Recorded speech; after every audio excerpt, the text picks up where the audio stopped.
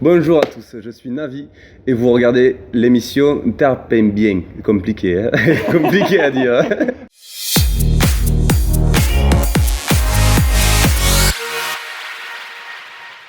Alors j'écoute du match de l'Est et le temps passe. On s'inflige des supplices, puis on se lasse. Alors j'écoute du match de l'Est et le temps passe. On s'inflige des supplices, puis on se lasse. Navi, bonjour. Bonjour. Est-ce que tu peux déjà te présenter un petit peu pour les gens qui ne te connaîtraient pas encore? Je suis un musicien, chanteur, promeneur et rêveur. Alors, en ce moment, on t'entend beaucoup à la radio avec le tube J'écoute du Miles Davis. Ce morceau, qu'est-ce qu'il apporte dans ta carrière? Qu'est-ce qu'il apporte? Déjà il me fait découvrir au plus grand nombre. Parce que voilà, mon projet il a mis du temps à arriver et finalement c'est pas un travail c'est un travail qui débouche sur quelque chose et je suis content de pouvoir défendre mes titres en live. Et puis voilà, on a voulu trouver un titre un petit peu original qui sort un petit peu de l'ordinaire en citant un jazzman, parce que le jazz m'a inspiré. Mon beau-père écoute énormément de jazz et est trompettiste, donc il m'a forcément fait écouter du jazz. J'ai vu que tu avais fait une reprise de Zaz aussi qui marche vachement bien. J'ai vu aussi que tu avais fait des reprises, alors en vrac, j'ai Renan Luce, Stéphane Echer et beaucoup tout de ça. vrac, ouais. C'est éclectique, on va dire. Est-ce que ton style, c'est pas la variété finalement? Sûrement, en fait, moi, vraiment au tout début où je mettais des vidéos sur internet, j'avais pas envie de me dire je fais ça ou je fais ce style-là ou ce style-là. Je reprenais des chansons qui me plaisaient en fait. Donc du coup, oui, je pense qu'on peut dire que je fais de la variété, qui est une variété qui est influencée par énormément de styles, parce que heureusement qu'il n'y a aucune limite à la musique et qu'on peut chanter de la pop en français et puis écouter de la funk ou du rap de l'autre côté. Par exemple, mon album, voilà, ça va être des petites ballades, et le titre d'après, ça va être une grosse prod un peu plus électro, donc je pense que c'est bien de trouver ce juste milieu-là, un peu entre tout. Je parle de ton album, c'est parfait. Il sort le 3 juin, j'ai noté. Exactement. Il va s'appeler Tout se donner. Oui. C'est ça. Et alors du coup, qu'est-ce qu'on va y trouver dans cet album? Il y a beaucoup de guitares. Ça va être, c'est influencé par énormément de choses, mais voilà. Encore une fois, on a voulu faire un album.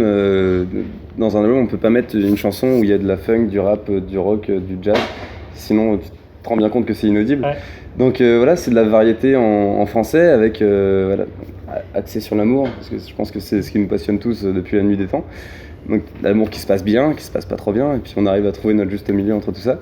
Ça va être des chansons parfois dansantes, parfois tristes. On se sent seul, on croise les doigts en chemin. Puisqu'on est jeune, que l'avenir nous appartient. On se sent seul, on croise les doigts en chemin. Puisqu'on est jeune, que l'avenir nous appartient. C'est toi qui écris tes textes? Alors sur mon album, j'ai écrit une chanson, j'en ai co-composé une. Au tout début de mon projet, j'avais du mal à mettre en forme tous mes mots, donc j'écrivais beaucoup, mais pas au point d'en faire une chanson. Donc j'ai été épaulé par Yoann Mallory qui a écrit pour moi. Et voilà, depuis peu, j'ai 5 ou 6 chansons qui sont en boîte, mais qui seront pas dans l'album. Tu viens d'où en France?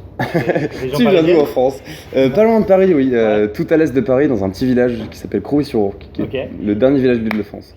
Et tu connais un peu Marseille ou pas? Oui, en fait mon père habite la Phare-les-Oliviers, donc pas trop loin d'ici. Donc je suis venu tous les ans pendant une quinzaine d'années ici. Ça t'évoque quoi alors, la ville de Marseille? Qu'est-ce que ça m'évoque?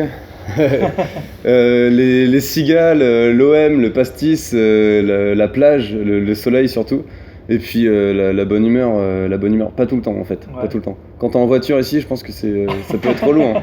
C'est pas ça a l'air compliqué de circuler ici. C'est pas faux. Ouais. T'as dit l'OM, t'es supporter ou pas? Et j'aime beaucoup le foot, mais je prends pas parti quoi. Je suis ni pour Paris ni pour l'OM. Pour la Suisse. Ouais, et encore, tu vois. Est-ce que tu connais l'expression tarpin bien? Tarpem bien, non. Non. Quelle est ton expression à toi? Alors, région parisienne, on va dire. Est-ce qu'il y a une expression d'argot un peu comme ça qui veut dire vraiment c'est super bien?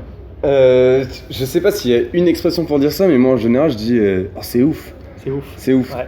T'as l'impression que c'est énorme le truc alors que parfois c'est rien quoi. Parfois c'est juste bien. Ouais. Voilà, c'est ça. Donc pour moi, ça serait assez ouf, mais je pense pas que ce soit parisien dans l'âme quoi.